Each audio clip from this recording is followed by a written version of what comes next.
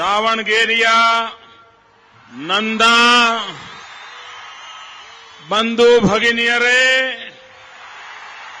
निमगेल्ला नमस्कारम। मैं दावणगिरी में इसके पहले भी आया हूं। आप सबके साथ बातचीत करने का मुझे सौभाग्य मिला है, लेकिन ऐसा जनसागर हमने कभी नहीं देखा। और मुझे यहां हमारे पार्टी के सारे नेता बता रहे थे कि दावणगिरी के इतिहास की ये सबसे बड़ी रैली है, सबसे बड़ी रैली।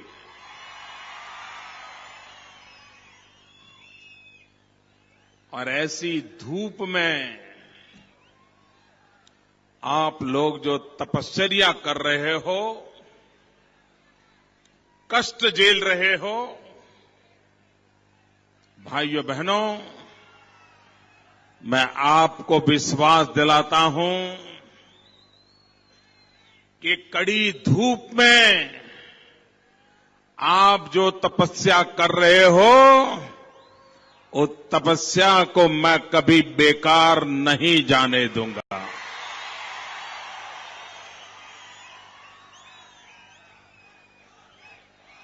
आपकी इस तपस्या को, आपकी समस्याओं का समाधान करके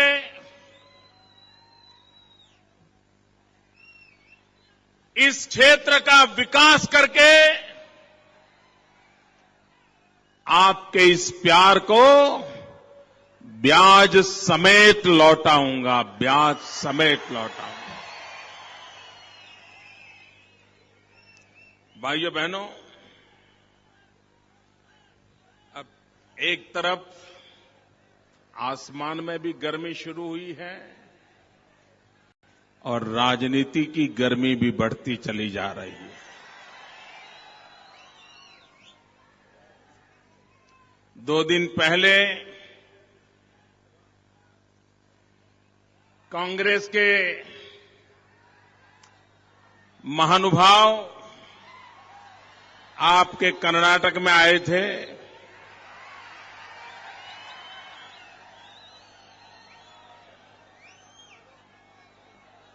कांग्रेस अध्यक्षा भी दक्षिण में थी। मैं हैरान हूं भाइयों कि मैडम सोनिया जी को, राहुल जी को दक्षिण में तो आ रहे हैं, लेकिन नजदीक में ही आंध्र प्रदेश है, हैदराबाद है, वहां जाने की फुर्सत नहीं है।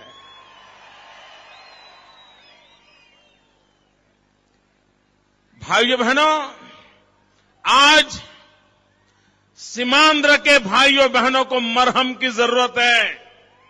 आज तेलंगाना के भाइयों बहनों को मरहम की जरूरत है। कांग्रेस पार्टी ने उन पे गांव लगाए हैं, लेकिन मरहम के दो शब्द कहने के लिए उनके पास वक्त नहीं है। उनको दिल्ली में सत्ता में बिठाया था आंध्र प्रदेश के लोगों ने, लेकिन आज आंध्र प्रदेश के लोग जब मुसीबत में हैं, तो कांग्रेस पार्टी के नेता उनके लिए दो शब्द भी बोलने के लिए तैयार नहीं है। राजनीति इतनी निष्ठुर नहीं हो सकती है।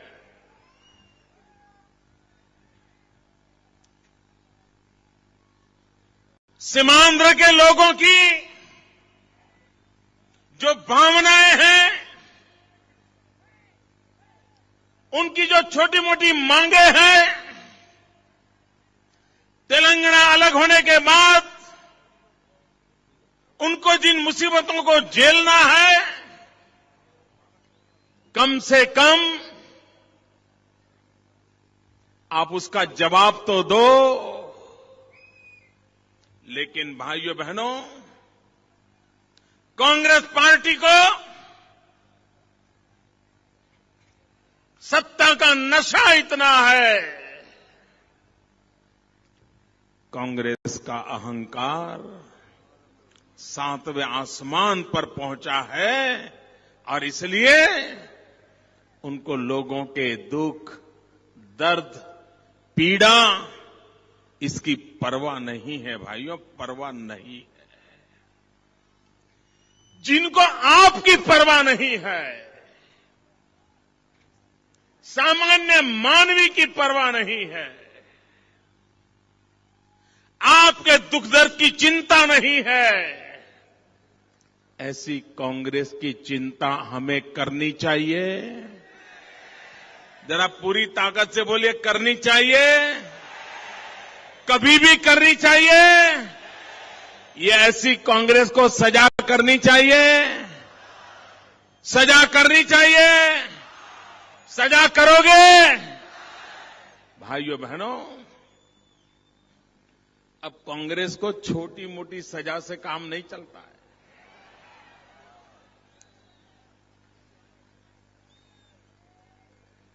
पूरी पार्टी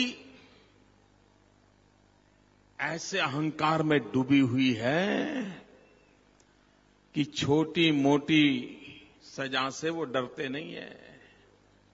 और इसलिए अगर हिंदुस्तान बचाना है,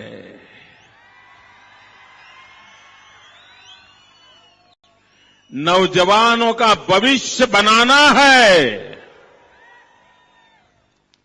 हिंदुस्तान के आने वाली कल की चिंता करनी है, तो एक ही मंत्र लेकर के चलना पड़ेगा, कांग्रेस मुक्त भारत। कांग्रेस मुक्त भारत। और कहीं कोने में भी उसका एक छोटा सा भी अंश बच गया तो उसको बढ़ने में देर नहीं लगती है। ये ऐसी बीमारी है, वो तेज गति से बढ़ती है और देश को बर्बाद कर देती है। और इसलिए भाइयों बहनों, भारत का भाग्य बनाना है, ये हम लोगों का संकल्प है। और उसकी शुरुआत कांग्रेस मुक्त भारत से होती है। भाइयों बहनों, मैं इनकी जनता को गुमराह करने की जो ताकत है ना, मैं हैरान हूं जी। ये क्या बोल सकते हैं, कैसे बोल सकते हैं, और जनता जनार्दन के सामने पूरी तरह कुछ भी बोलने की इनमें ताकत है। ये भरे तालाब में से बिना भीगे वापिस आकर के खड़े हो जाए, ऐसा इनके अंदर दम है। कैसा बोलते हैं आप सोचिए। कांग्रेस के नेता अभी आए थे कर्नाटक में, उन्होंने कहा कि कांग्रेस पार्टी में कोई हाई कमांड नहीं होता है। भाइयों बहनों, लोकतंत्र के 4 दुश्मन होते हैं, डेमोक्रेसी के 4 दुश्मन होते हैं। सबसे बड़ा दुश्मन होता है वंशवाद, परिवारवाद। दूसरा दुश्मन होता है जातिवाद। लोकतंत्र का तीसरा दुश्मन होता है संप्रदायवाद लोकतंत्र का चौथा दुश्मन होता है अवसरवाद। और एक कांग्रेस पार्टी ऐसी है कि इसके अंदर ये चारों की चारों चीजें मौजूद है। भाइयों बहनों, जिस पार्टी के पास मूलभूत रूप से लोकतंत्र विरोधी मानसिकताएं पड़ी हो, वो पार्टी कभी भी लोकतंत्र के आधार पर जनता जनार्दन की आवाज नहीं बन सकती है। ये मुट्ठी भर लोगों का ऐशो आराम की जगह बन जाती है और कांग्रेस वही बन गई है। भाइयों, कांग्रेस के नेता कहते हैं कांग्रेस पार्टी एक सोच है, सोच, ऐसा कहते हैं, सोच है। जब महात्मा गांधी जीवित थे तब तो कांग्रेस पार्टी एक सोच थी, एक विचार था। लेकिन जब से नकली गांधी आए हैं,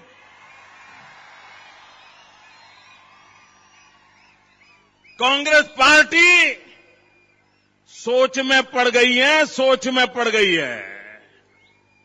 और आप कहते हैं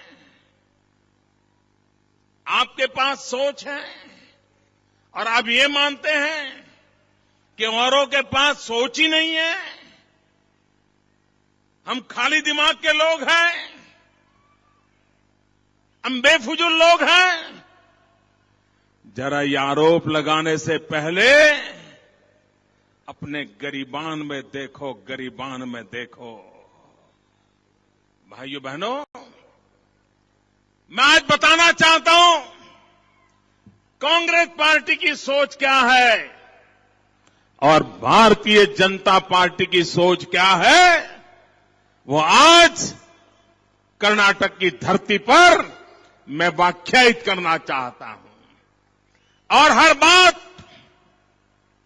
कांग्रेस के नेताओं ने बोली हुई है, सार्वजनिक रूप से बोली हुई है, रिकॉर्ड अवेलेबल है। और अगर उन्हीं की ये बातें, उन्हीं की ये सोच है, तो देश को जल्दी से जल्दी इस सोच वाली कांग्रेस से मुक्त कराना आवश्यक बन जाता है। भाइयों बहनों, कांग्रेस के नेता कहा, वो कहते हैं भारत उनके लिए मधुमक्खी का छत्ता है, हनी भी है, हनी भी। आपकी सोच है भारत मधुमक्खी का छत्ता है, हमारी सोच है भारत हमारी माता है। आपकी और हमारी सोच में फर्क क्या है? आप कहते हैं आपकी सोच है गरीबी ये मन की अवस्था है, स्टेट ऑफ माइंड। ये आप बोले हैं। कांग्रेस पार्टी की सोच है गरीबी ये मन की अवस्था है, हमारी सोच है गरीब हमारे लिए दरिद्र नारायण है। इसकी सेवा ईश्वर की सेवा के बराबर है, ये हमारी सोच है। आपकी सोच क्या है? कांग्रेस की सोच है कि जब तक हम गरीब की बात न करें हमें मजा नहीं आता है। क्या बोलते हैं ये लोग? ये कहते हैं हम गरीब की बात न करें हमें मजा नहीं आता। भाइयों बहनों, जब हम गरीब का दुख दर्द सुनते हैं तो हमें नींद नहीं आती है, उन्हें मजा नहीं आता, हमें नींद नहीं आती है। आपकी सोच और हमारी सोच में ये मूलभूत अंतर है, ये फर्क है। आपकी सोच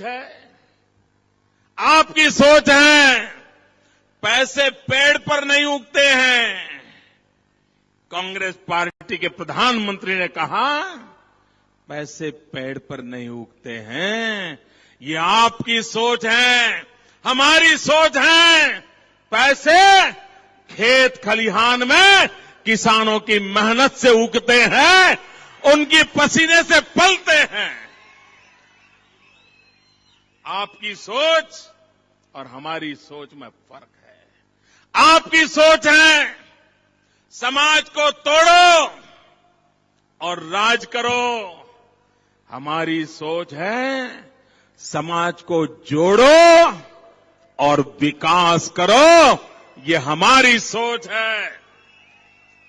आपकी सोच है वंशवाद, हमारी सोच है राष्ट्रवाद। आप वंशवाद में पले हैं, हम राष्ट्रवाद में पले हैं। आपकी सोच है राजनीति सब कुछ है, हमारी सोच है राष्ट्र नीति ही सब कुछ है। ये आप में और हमारे में फर्क है। आप दिन रात सोचते हैं सत्ता कैसे बचाएं, हम दिन रात सोचते हैं देश कैसे बचाएं। और इसलिए भाइयों बहनों, अब हर हिंदुस्तानी आपकी सोच को समझ चुका है, आपकी बातों को समझ चुका है और देश आपसे भी मुक्ति चाहता है, आपकी सोच से भी मुक्ति चाहता है, आपके कारनामों से भी मुक्ति चाहता है। देश अब ज्यादा बर्बाद होने के लिए तैयार नहीं है। अब देश ज्यादा आपको सहने के लिए तैयार नहीं है।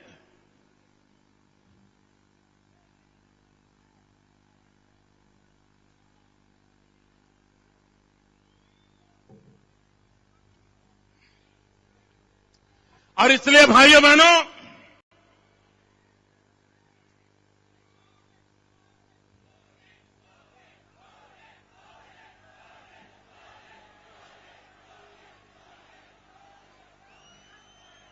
बहनों, ये महाशय यहां आकर के महिलाओं की चिंता कर रहे थे। मेरे कांग्रेस के महानुभाव, आपको अगर सचमुच में महिलाओं की इतनी चिंता है तो कम से कम महंगाई कम करो, महंगाई कम करो। हमारी माताएं बहनें सुख चैन की जिंदगी जी सकती है। भाइयों बहनों, मुझे बताइए, कांग्रेस पार्टी ने 2009 के लोकसभा के चुनाव में कांग्रेस पार्टी ने 100 दिन में बेलेरिका का वादा किया था। महंगाई कम हुई कम? जरा ये मेरी बंजारा बहनें बैठी है, बताइए हुई कम? आप महिलाओं के बीच जाते हो तो इसका तो जवाब दो कि महंगाई क्यों कम नहीं हो रही है। अरे कम से कम अटल बिहारी वाजपेयी ने महंगाई को जहां छोड़ा था वहां तो वापस ले आओ। आज गरीब के घर में चूल्हा नहीं जलता है। गरीब का बच्चा रात रात रोता है, मां आंसू पी के सोती है। लेकिन दिल्ली की सरकार महिलाओं के बीच जाकर के वादे करती है, भरोसा देती है।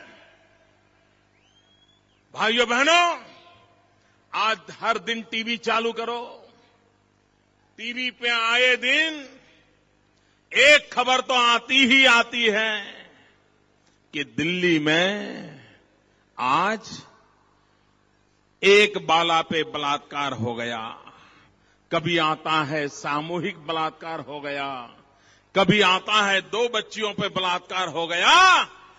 आए दिन दिल्ली से बलात्कार की घटनाओं के समाचार आते हैं कि नहीं आते हैं? दिल्ली को रेप कैपिटल बना दिया है कि नहीं बना दिया? कांग्रेस के महाशय, आप दिल्ली को जिस प्रकार से रेप कैपिटल बना दिया है और उसके कारण पूरी दुनिया में हिंदुस्तान की बेइज्जती हो रही है, और आपके पास मां बहनों की सुरक्षा के लिए न कोई योजना है, न आप में कोई दम है, न आप इसके लिए कुछ कर सकते हैं। इतना ही नहीं, आप विपक्ष के नेताओं पर गालियां दे रहे हो, झूठे आरोप लगा रहे हो। मैं जरा कांग्रेस के महाशय को पूछना चाहता हूं, आप में अगर हिम्मत है तो कर्नाटक में आपने भाषण करके गए हो, कर्नाटक की जनता को जवाब दो, देश की जनता को जवाब दो। अकेले राजस्थान में आपकी पार्टी के कितने नेता जेल में हैं? इतना ही नहीं, जेल में तो है, लेकिन ये भी जरा बताओ किस पाप के कारण वो जेल में है, जरा जवाब तो दो। इतना ही नहीं, हरियाणा में आपकी सरकार है, आपका मंत्री जेल में सड़ रहा है, किस पाप के कारण जेल में सड़ रहा है, जरा जवाब दो। हम वो कच्चा चिट्ठा खोलना नहीं चाहते हैं, लेकिन मेहरबानी करके हवा में बातें करके लोगों को गुमराह करने वाला आपका जो कारोबार है, वो कारोबार आप बंद कीजिए और माताओं बहनों को सुरक्षा कैसे मिले, सम्मान कैसे मिले, महंगाई कम हो, 2 टाइम घर में चूल्हा जले, गरीब से गरीब परिवार के बच्चों को खाना मिले, कम से कम इसकी तो बात करो। लेकिन आप जवाब देने के लिए तैयार नहीं हो। भाइयों बहनों, जब उनके पिताजी देश के प्रधानमंत्री थे, उस समय हिंदुस्तान में पंचायत से लेकर के पार्लियामेंट तक सिर्फ कांग्रेस का ही राज था। जब राजीव गांधी प्रधानमंत्री थे, पंचायत में भी कांग्रेस, नगरपालिका में भी कांग्रेस, महानगरपालिका में कांग्रेस, राज्य में कांग्रेस, केंद्र में कांग्रेस, जहां देखो वहां कांग्रेस ही कांग्रेस थी। भारतीय जनता पार्टी का नामो निशान नहीं था। हम कहीं कोने में पड़े हुए थे। ऊपर से नीचे तक आप ही की सत्ता थी। आपके पिताजी ने कहा था, दिल्ली से 1 रुपया निकलता है, गांव जाते जाते 15 पैसा हो जाता है। ये आपके पिताजी ने कहा था। ये देश जानना चाहता है वो कौन सा पंजा था जो रुपये को घिसता था और रुपया 15 पैसे में बदल जाता था। वो कौन सा पंजा था? अगर भ्रष्टाचार की कोई जननी है तो कांग्रेस पार्टी है। कांग्रेस की कोख में कुछ पलता है तो वो सिर्फ भ्रष्टाचार पलता है। और इसलिए भाइयों बहनों, कांग्रेस और भ्रष्टाचार 2 जुड़वा बहनें हैं। जहां कांग्रेस जाएगी वहां भ्रष्टाचार जाएगा, जहां भ्रष्टाचार होगा वहां कांग्रेस मौजूद होगी। आप ये जब तक कांग्रेस से मुक्ति नहीं लेते, भ्रष्टाचार से देश मुक्त नहीं हो सकता है। भाइयों बहनों, और हमें कहते हैं कि हम पार्लियामेंट में बिल लाए हैं, लेकिन भारतीय जनता पार्टी के कारण ये बिल मंजूर नहीं होते हैं। कम से कम देश की जनता के सामने तो सच बोलने की आदत रखो। अब जनता आपके झूठ को जान चुकी है, सरासर झूठ बोल रहे हो। इतना ही नहीं, देश साक्षी है। इन दिनों पार्लियामेंट में क्या हो रहा है भाइयों बहनों? पार्लियामेंट के अंदर तूफान कौन कर रहा है? स्वयं डॉक्टर मनमोहन सिंह जी, आपके मंत्री परिषद के सदस्य पार्लियामेंट में हंगामा कर रहे हैं, पार्लियामेंट नहीं चलने दे रहे हैं। वेल में आके बैठ जाते हैं, आप ही पार्टी के लोग हैं। इतना ही नहीं, ये कांग्रेस पार्टी अब तक देश की आंखों में धूल झोंकती थी। देश की आंखों में धूल झोंकने का काम कांग्रेस करती थी, अब मिर्ची झोंकने का काम भी कांग्रेस कर रही है। देश की आंखों में मिर्ची डालने का काम और पार्लियामेंट से उन्होंने शुरुआत की है। कांग्रेस पार्टी को इसकी रत्ती भर पीड़ा नहीं है। हिंदुस्तान के लोकतंत्र के मंदिर में इस प्रकार से जनप्रतिनिधियों की आंखों में मिर्ची फेंकने का काम हो जाए और कांग्रेस पार्टी अपने राजनीतिक दांव पेच में डूबी रहे, इससे ज्यादा असंवेदनशील कोई हो नहीं सकता है। भाइयों, ये काम कांग्रेस पार्टी कर रही है। भाइयों बहनों, हमारा यहां का किसान गन्ने की खेती करता है। मेरे गन्ने की खेती करने वाले किसान मुझे बताइए, क्या आपको उचित दाम मिलते हैं क्या? शुगर केन की जो खेती करते हैं उचित दाम मिल रहे हैं क्या? क्यों ये हालत किसने पैदा की? यहां का किसान कपास की खेती करता है। एक जमाना था ये दावणगिरी टेक्सटाइल की दुनिया में मैनचेस्टर माना जाता था, मैनचेस्टर। क्या कारण है? क्या कारण है ताले लग गए? कौन जिम्मेवार है इसके लिए? भाइयों बहनों, हिंदुस्तान का किसान कॉटन पैदा करे, कॉटन सीड से ऑयल भी निकाले। एक तरफ तो पामोलिन आपको इंपोर्ट करना पड़ता है, दूसरी तरफ कर्नाटक में कोकोनट का ऑयल मिल सकता है, कर्नाटक में कॉटन का ऑयल मिल सकता है, कॉटन सीड्स का। देश को पामोलिन कम इंपोर्ट करना पड़े, ऐसी व्यूह रचना बनाई जा सकती है। कोकोनट वाले किसानों को कैसे मदद मिले, कॉटन पैदा करने वाले किसानों को कैसे मदद करे, वो तेल का उपयोग ज्यादा कैसे बढ़े, विदेशों से तेल लाने की जरूरत क्यों न पड़े, इस दिशा में आपको सोचने की फुर्सत नहीं। और करते हो तो क्या करते हो? मैं हैरान हूं। एक तरफ तो आप भाषण देते हो, एक्सपोर्ट बढ़ना चाहिए, एक्सपोर्ट बढ़ना चाहिए, इंपोर्ट कम होना चाहिए, करंट अकाउंट डेफिसिट के लिए यही उपाय है। भाषण तो बहुत बढ़िया देते हो, लेकिन जब हिंदुस्तान का किसान कॉटन पैदा करता है और वो जब कॉटन एक्सपोर्ट करने की बात करता है तो आप रातों रात प्रतिबंध लगा देते हो।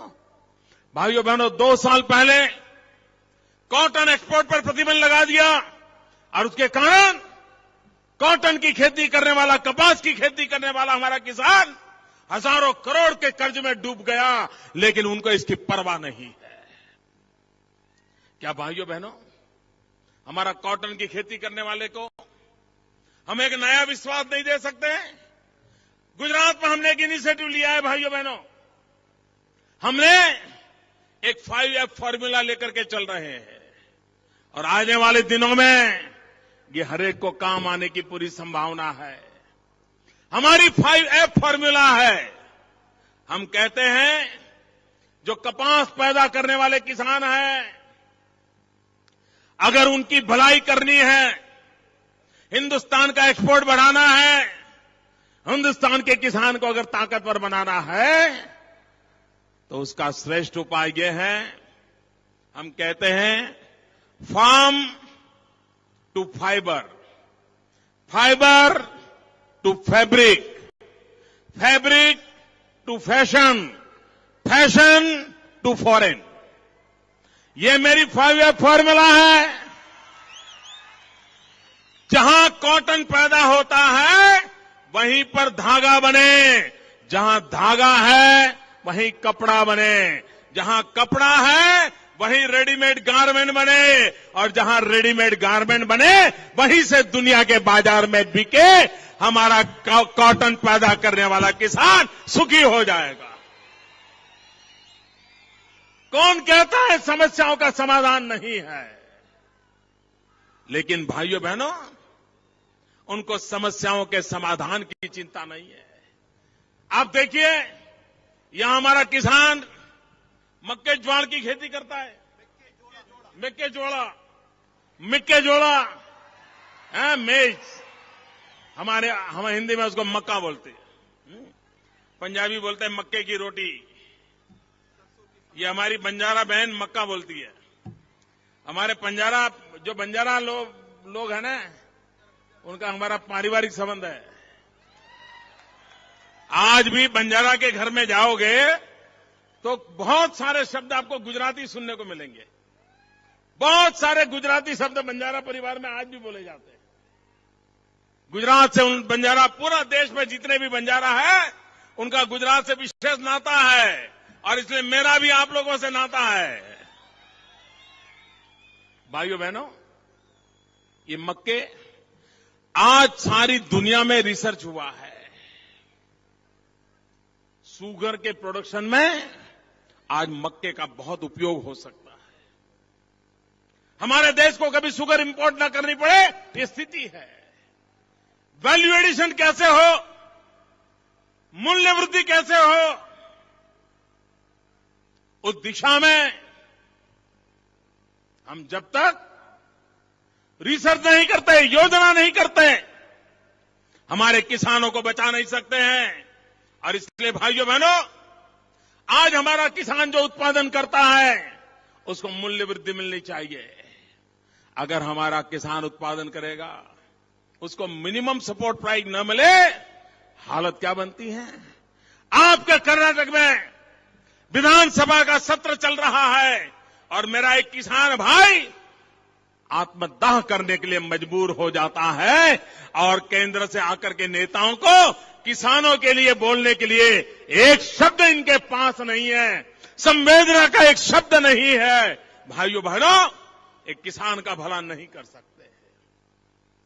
अभी येडियुरप्पा जी कह रहे थे नदियों को जोड़ने की बात।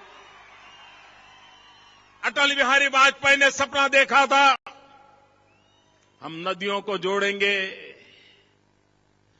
और भाइयों बहनों, नदियों को जोड़ने से हर एक का भला होता है। जहां बाढ़ आती है वो भी परेशानियों से मुक्त हो जाते हैं, और जहां सूखा पड़ता है वो भी परेशानियों से मुक्त हो जाते हैं।